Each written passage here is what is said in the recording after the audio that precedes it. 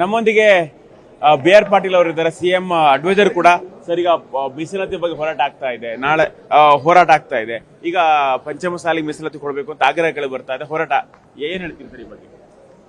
ಈಗ ಎಲ್ಲ ಸಮುದಾಯಗಳು ಮೀಸಲಾತಿ ಕೇಳಿ ಹೋರಾಟ ಕೇಳುತ್ತಿದ್ದಾರೆ, ಅವರಿಗೆ ಹಕ್ಕಿದೆ.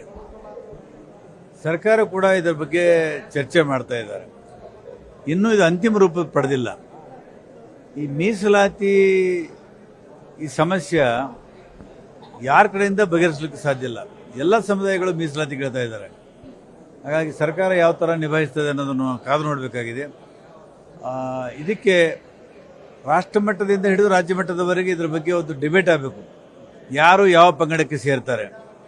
ಈಗ ಲಂಬಾಣಿಗಳಿಗೆ ಕರ್ನಾಟಕದಲ್ಲಿ ನಾವು ಪರಿಶಿಷ್ಟ ಜಾತಿಗೆ ಸೇರಿಸಿದ್ದೀವಿ, ಕೆಲವು ಕಡೆ ಪರಿಶಿಷ್ಟ ಪಂಗಡಗಳು ಸೇರಿಸಿದ್ದಾರೆ, ಕೆಲವು ಕಡೆ ಹಿಂದುಳಿದ ವರ್ಗಕ್ಕೆ ಸೇರಿಸಿದ್ದಾರೆ. ಇದು ಸ್ಪಷ್ಟತೆ ಇಲ್ಲ. ಹಾಗಾಗಿ ಇದು ದೊಡ್ಡ ಮಟ್ಟದ ಚರ್ಚೆ ಆಗಬೇಕು.